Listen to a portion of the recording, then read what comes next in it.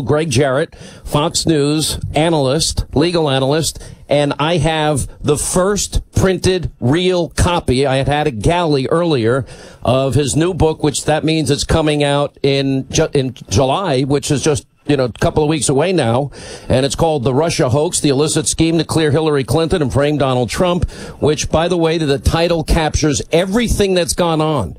And I've read this book cover to cover. There is so much that I realize I had forgotten, and it's going to be a big part of our discussion today. Sara Carter is with us, by the way. Of course, Fox News investigative reporter, SaraCarter.com. You guys have been phenomenal. I know we've been proven right, and we watched today the House resolution to force Rod Rosenstein's hand in terms of turning over Russiagate documents. He has big fights out there today. Sarah, we'll start with your report. I thought this was an explosive day. That's why we're going to play a half hour of it at the end of the show.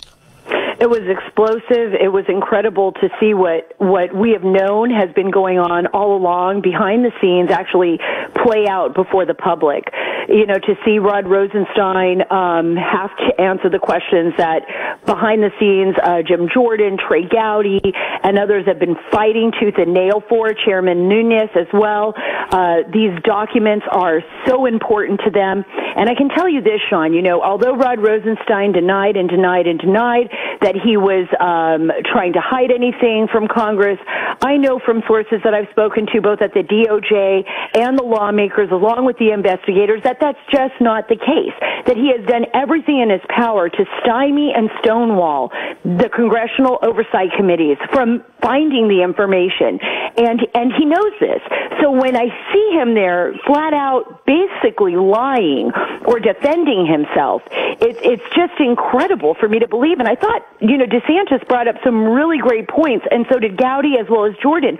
But, asking him, why haven't you recused yourself? I mean, after all, you were the guy that wrote the letter asking for Director Comey to be fired.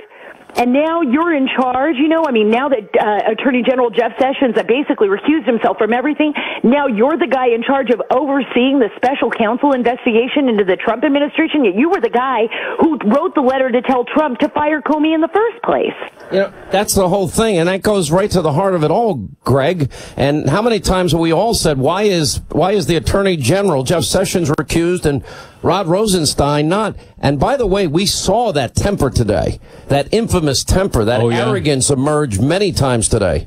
Yes. Rosenstein today has tried to weasel out of just about every important question. He has 4 pat answers. When it comes to obstructing Congress and hiding evidence, he says, and you played the clip there.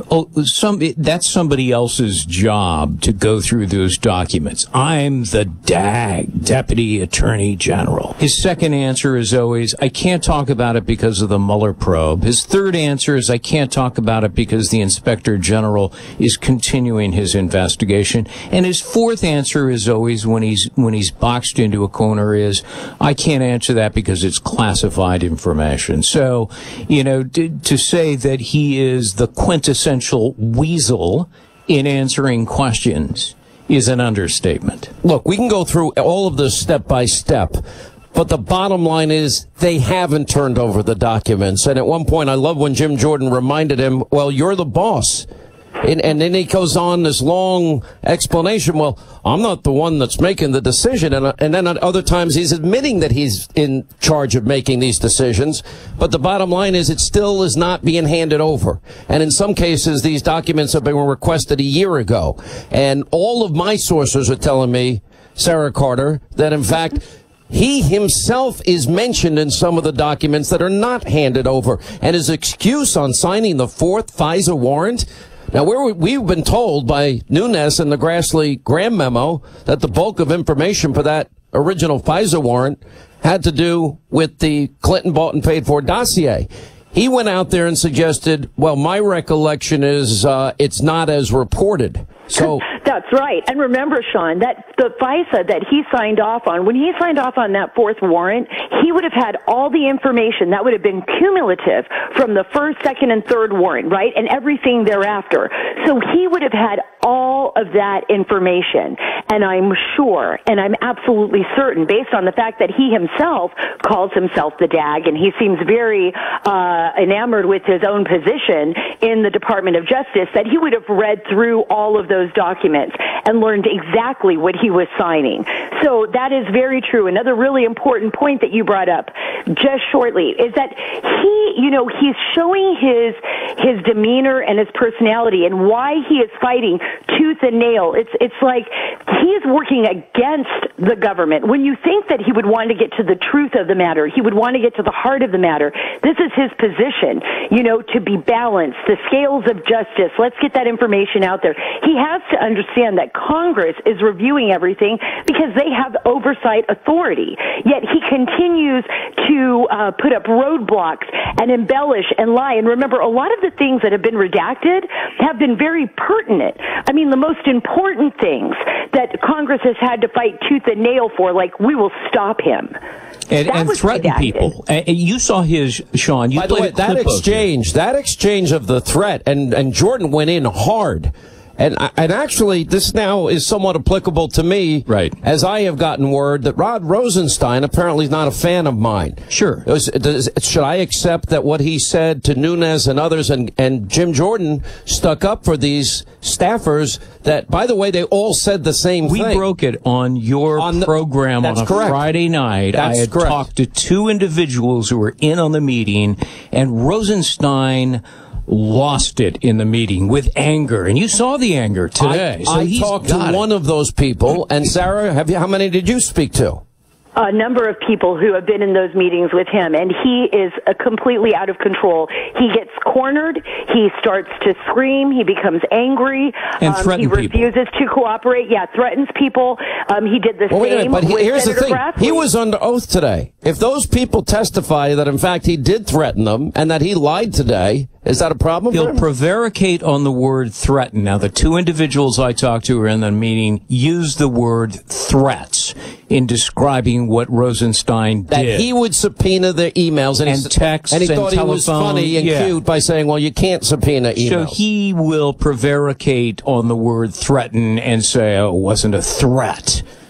Pick your adjective. But that's how they viewed it, as an overt threat that if you don't drop this request for documents, Rod Rosenstein am going to subpoena your texts and your emails and your telephone records. That is an unconscionable abuse of power. All right, listen, stay right there. We're going to keep them for the full hour. Sara Carter and Greg Jarrett. We got a lot of ground to cover here. As we continue, Sara Carter and Greg Jarrett are with us. Let's go back to the threat issue if we can, Sarah, because Greg spoke to two people that were there. I spoke to one person, heard from another person, that one was hearsay, but one directly there. And apparently this is an infamous temper. And by the way, now apparently my name didn't come out of Rod Rosenstein's mouth in the most pleasant way. What do I have? Well, you're certainly not. He's not one of your fans, Sean. That's for sure. He's upset about the fact that a lot of this is being exposed, and it's being exposed on your show. Well, what are they going to do, Sarah? They're going to shut me up? Are they going to shut you up? Are they going to shut up Greg Jarrett? Is that what their plan is? Are they going to subpoena our emails and try and go after us? Because it sounds a little scary what he said to those staffers. It is, and it is concerning. And I would have told you if this would have come up years ago, I would have said no. But look at what happened even during the Obama administration. They were subpoenaing all kinds of information from reporters. And James Rosen at Fox News, I mean, they were not only listening to his phone calls, this was the DOJ, but they were listening to his parents' phone calls, So this is not unheard of. It depends on what they think they're going to get from it. Are you talking to anyone that they're interested in? Can they make that an excuse to go after your information? So it is concerning. I think that for But Sarah, haven't you been told that you've been unmasked? Let's now have an honest discussion here. Yes, I mean, absolutely. And haven't you heard that I have been unmasked? Yes, I have been told that as well. And it could be that we've talked to foreign actors that they may be interested in, whether that be Julian Assange or sources of mine in Pakistan I think that's or fair. overseas. That's fair, but again, I'm doing my job as a talk show host. But remember, fair could be fair in one sense, and it could be totally unfair in another sense. That's correct. It depends on who's doing how they're accessing the information. Exactly. And did they minimize, and are they ever going to leak raw intelligence like they did in Michael Flynn's case? We'll take a break. Hang on, we'll come back. On the other side, we still have a half hour to go as we continue with Sara Carter. Don't forget, Hannity.com, Amazon.com, Greg's new book now. Quick break. Right back. We'll continue. You can't always believe what the other side claims. That's why there's the Sean Hannity Show. All right, 25 till the top of the hour. Explosive fireworks at the hearing earlier today. Rod Rosenstein going before Ron DeSantis and Jim Jordan and Chairman Goodlatte and Trey Gowdy, the other chairman, and a lot of fireworks today. Let's go back. This is, let me play a couple of cuts. The first one is going to be Ron DeSantis asking why he hasn't recused himself, meaning Rod Rosenstein, from the Mueller probe, and why is obstruction of justice still being looked into, which is a great question. And also Rod Rosenstein telling Congressman Matt Gaetz of Florida, well, he's not going to talk about FISA applications. He signed the fourth one, and no FBI agent briefed him on information that led to the FISA renewal. Well, don't you have to know and verify and corroborate everything in that? Listen to this. They talk about the Mueller investigation. It's really the Rosenstein investigation. You appointed Mueller. You're supervising Mueller. And it's supposedly about collusion between Trump's campaign in Russia and obstruction of justice. But you wrote the memo saying that Comey should be fired. And you signed the FISA extension for Carter Page. So my question is to you, seems like you should be recused from this more so than Jeff Sessions, just because you were involved in making decisions affecting both prongs of this investigation. Why haven't you done that? Congressman, I can assure you that if it were appropriate for me to recuse, I'd be more than happy to do so and let somebody else handle this, but it's my responsibility to do it, and all I can tell you is... Then how do you have obstruction of justice possibility for a president exercising his powers to fire an FBI director that you said should be fired? And, oh, by the way, the IG report makes it clear Jim Comey should have been fired. So why are we still doing this with the Mueller probe? The FISA renewal that you signed, list for me the people who briefed you on the substance of that FISA renewal to go and spy on people. The process, sir, is that these FISA applications and renewals first come up through the FBI chain of command. They are sworn under oath by a career federal agent. All right, as we continue, this was a powerful hearing today. We're going to show a lot of it on Hannity tonight. Sara Carter, investigative reporter with the Fox News Channel. Of course, she's been in the forefront of breaking many of these stories. Greg Jarrett, Fox News legal analyst, his book is now just a couple of weeks now away from being sent out to bookstores everywhere. You can get an early copy on Amazon.com, BarnesandNoble.com.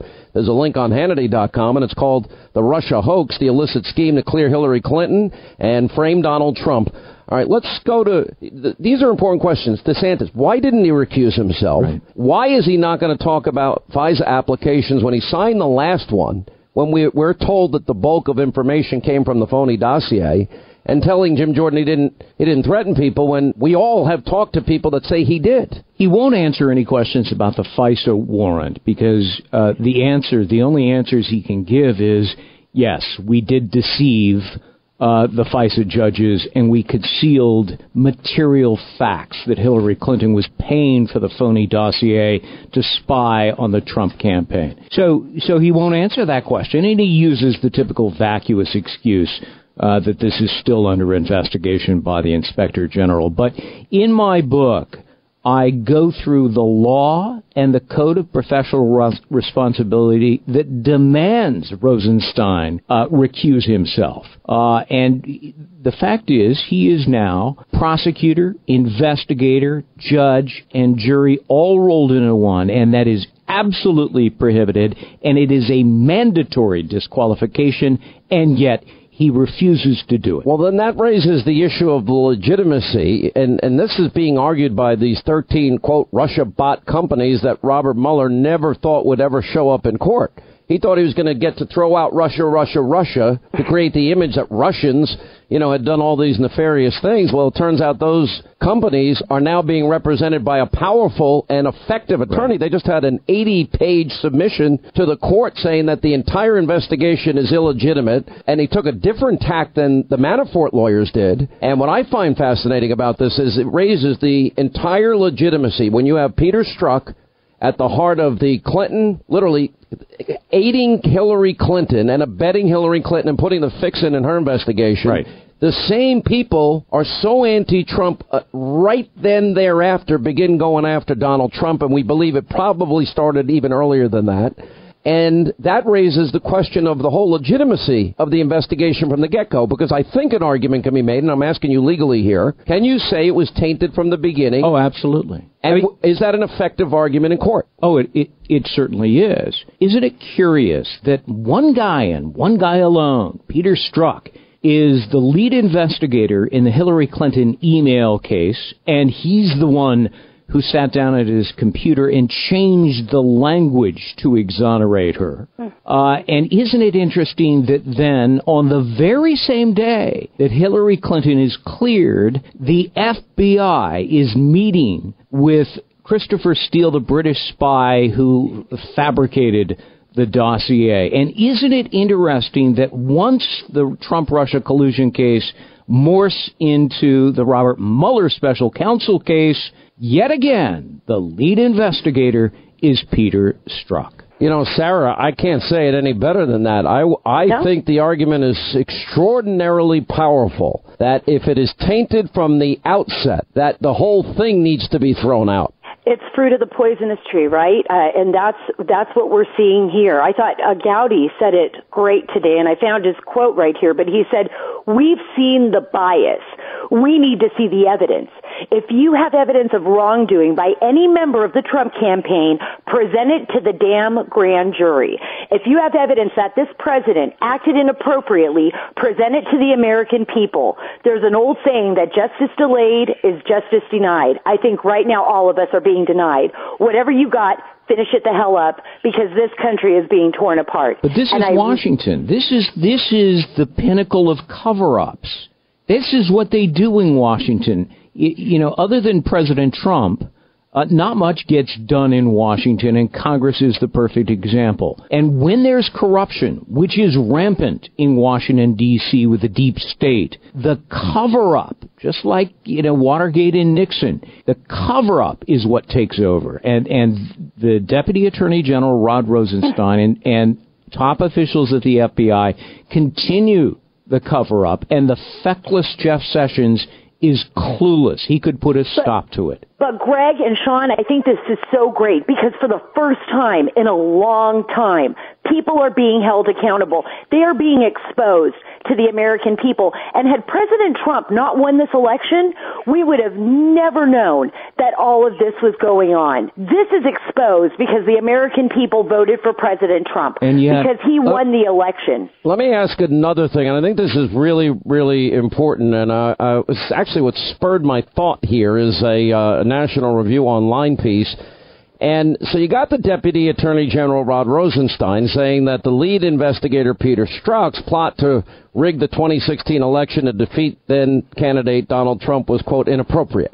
Okay, that's more than inappropriate. That would be illegal. These are crimes, and it's the biggest abuse of power scandal in our lifetime. Now, I want to ask this. How many times have we heard Democrats say that Russia's attempt or alleged attempt to rig the 2016 election, which, by the way, I believe they tried, but sure, they tried to create chaos and they supported both sides simultaneously, was far worse what they did with Strzok and what McCabe and what Comey and Page and all these people did, and McCabe, all these people trying to rig an election, and they were effective at it. They literally exonerated a guilty party who should have been charged with felonies. Right. And then they tried to frame, I'll use your words from your book, Greg Jarrett, they tried to frame the other candidate and bypass the will of the American people, and they've been on this witch hunt ever since. Sure. This is to undo the election, to undermine democracy. And James Comey, if you start at page 190 of the Inspector General's report, and he admits he wrote 2 months before he cleared Hillary Clinton a statement which said he had found she was grossly negligent 110 times, representing 110 classified documents. A month, and so he's asked about that, and he said, well, yes, I wrote the statement, but I don't remember writing those words that she was grossly negligent. How can you not remember that moment that you memorialized in writing your finding that the presidential candidate, the then odds-on favorite to be the next president, had committed rampant felonies, but Comey can't remember it? And so a month later, there's a whole discussion for a month between McCabe and Comey and Rybicki and Baker and Strzok and Page, and they're all in on it. And they say, well, we need to change the language here if we're going to exonerate Hillary Clinton. So a month after Comey writes his statement, they sit down at Strzok's computer, and the electronic data is there, and it's on page 193 of the Inspector General's report. And, with Lisa Page leaning over his shoulder, he makes the critical change that allows Hillary Clinton to get off scot-free and continue to run for the White House. I mean, this is unbelievable. Just unbelievable to me. All right, take a break. We'll come back more with Sara Carter, more with Greg Jarrett. 800-941-SEAN, our toll-free telephone number. You want to be a part of the program. All right, as we continue, Sara Carter and Greg Jarrett are back with us. Greg's book, by the way, The Russia Hoax, the illicit scheme to clear Hillary Clinton and frame Donald Trump, now just weeks away from being released. You can get an early copy on Hannity.com, Amazon.com, and BarnesandNoble.com. Bob Goodlatte, I thought, had a very interesting opening statement. I'll throw this to you, Sarah. That he talked about the church committees. I actually wrote about this in my first book, Let Freedom Ring. The church committee established on a bipartisan basis. It was Senator Frank Church, 1975, reviewing the CIA, FBI, NSA surveillance abuses, including improper surveillance of Martin Luther King Jr. and other prominent individuals. And the committee conducted a review of what was insidious monitoring of political activities of citizens that were just exercising their First Amendment rights. And the church committees and findings resulted in the passage 3 years later, the Foreign Intelligence Surveillance Act, FISA, and which is an attempt to balance the need for secrecy and do surveillance and all the things. But there are very specific obligations when you have a FISA application. One is it's got to be verified. It's got to be corroborated. It's pertinent that you tell a FISA judge if a political opponent paid for the information. You can't just say an asterisk, it might have a little political taint to it, which is what they did. And FBI protocols similarly demand that level of scrutiny before you go ahead and get a warrant to violate somebody's Fourth Amendment rights. And it happened 4 times. That's right, and it has to be renewed. Every 90 days they have to renew the FISA application. And in order to renew the FISA application, not only do you have to have the information that was previously proven true to the FISA courts or that you presented to the FISA courts, but you have to have further evidence to prove to the FISA courts that you need to continue monitoring this person. So it's a very stringent requirement. And, Frank Church and those hearings were incredible during that time because they exposed what was going on in our country and the fact that our intelligence communities, and as well as the FBI, it was also the NSA, CIA, FBI, that they had this enormous amount of power and this ability to spy on people, political opponents, people, civil rights leaders. I mean, it shook our country to the core. You remember when James Clapper testified? He lied under oath. He testified, I don't know anything about the intelligence community mining metadata, monitoring electronic communications as well as telephone records of American citizens. And the senator in the Select Intelligence Committee who posed that question already had the information that that's what the intelligence community was doing. And Clapper's he was DNI, he was head of the intelligence community. And he knew that Clapper was lying. So, Sean, when Rosenstein goes after you, as apparently he has done in private, you're probably like me. I assume that the intelligence community is gaining access to my emails, my texts, maybe listening in because of the things I've said in criticism. If that's true, we don't have a country. If that's true, there's no Constitution. Anyway, the book, it's now out for early release in July. Get your early copy, Amazon.com, Hannity.com, BarnesandNoble.com, soon bookstores everywhere. Greg Jarrett's The Russia Hoax, the illicit scheme to clear Hillary Clinton, frame Donald Trump, investigative reporter Sara Carter.